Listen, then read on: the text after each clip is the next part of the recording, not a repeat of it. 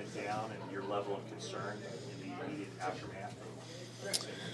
Yeah, I mean, I'd never had one before, so, when I got hit, I probably could have, popped up with someone, to grab my arm and pull me up, but I was like, all right, yeah, this is my first time having it.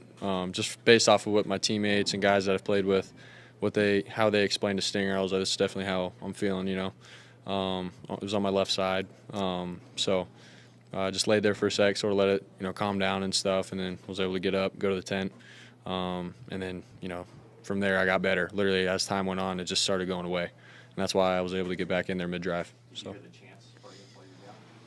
Yeah, I did, but at that point, I'm just more concerned about my body and stuff. So that was cool, hearing the support from everybody. That was pretty cool. Brock, so much has been said about Christian. I don't know if you run out of stuff, but I mean, when it comes to his toughness, when he played through oblique and just as much as he touches the ball, the punishment he takes. I mean, have you learned to appreciate kind of his ruggedness? Maybe this season, just since you've been around him. Yeah.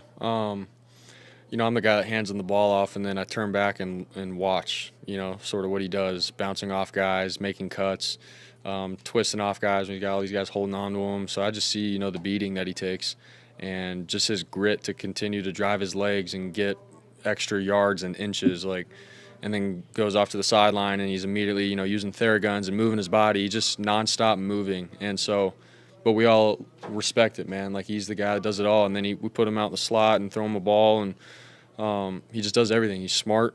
And so, like I've said it before, man, we definitely, look up to him and his toughness, and he sets the standard, and we follow his lead. You're at the point now where you're not surprised when he gets 10 yards on a 5-yard block play and 15 on a 10-yard block play? Yeah. I mean, when he does it still sort of blows my mind. But at the same time, I'm like, that's Christian. He's done that time and time again. And, to see him continue to do that and then get back in the huddle and then go run a route and catch the ball and have an explosive, it's like, dude, this is crazy. So definitely thankful and blessed to be playing with him. Brock, what's your case for him? You hit Debo. He's obviously wide open for the touchdown. The next one to McCaffrey, the deep one, he was also very wide open. Is that one where you are trying not to miss him? Like, do you have to, when someone's that open, gauge a little different? Yeah, I mean, it was, sort of just like a off-schedule play, a bounce out of the pocket, and then I see him go down the field.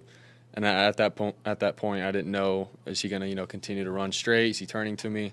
And so I just sort of put it up in the air, and, man, he did a good job tracking it down, catching it, and then getting up and scoring. So sort of a tough, moment right then and there of what to do with where the ball should be, but we got it done.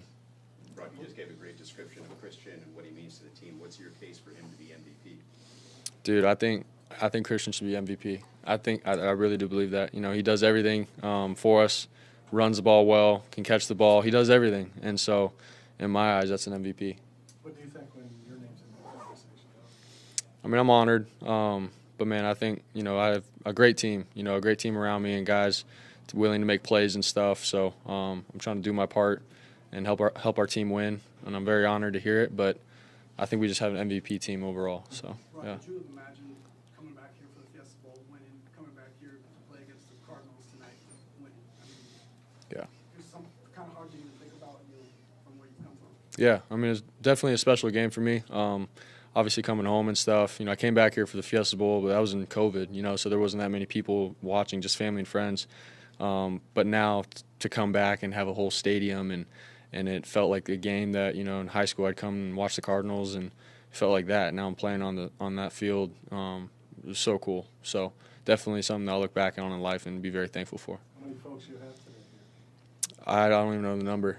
Yeah, I only got tickets just for my family, just because there's so many people in my life, hit me up for all that stuff. It was crazy. So I just stuck with my family, but I know a lot of people in my life that came, and I'm very thankful for them and their support. Did you have to tell your parents that you were okay right away after the first chance you get it? That popped up all right? Yeah, I haven't talked to them yet. So, but I mean, they saw me go back in that drive and then score a touchdown and stuff. So I'm sure they know I'm good. Did it feel like business as usual once you got back in there? I mean, you did find Christian in the end zone. It's like, okay, we're back.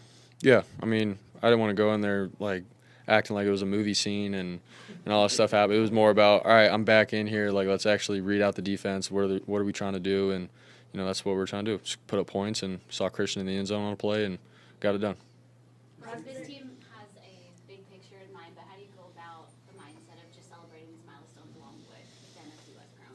Yeah, I mean, it's easy, you know, to get caught up on, all right, we have to do this, you know, the big goal, the big picture, and we should always have that in mind. But, man, I think all of us, you know, we don't want to just get to the end and miss out on the whole process. You know, we're still trying to enjoy the season, the games, the little moments.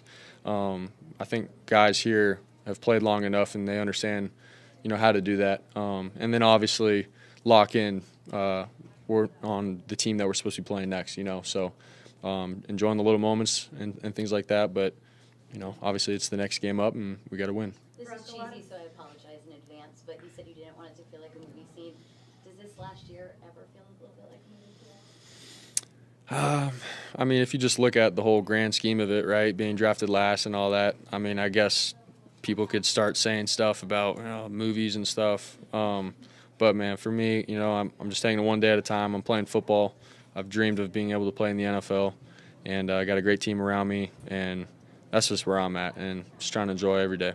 So. There's a lot of 13 jerseys out there, Harry Puma signs out there. Yep. Anything that you want to say to the Valley and just like how special it is to you? Yeah, I mean, to come home and have everybody, you know, from high school, Perry and Queen Creek, Gilbert, to come to the game and support like they have, and it means everything to me. You know, I've always dreamed of being able to come home and play in front of everybody, and just because of how much I know that they have my back and support me.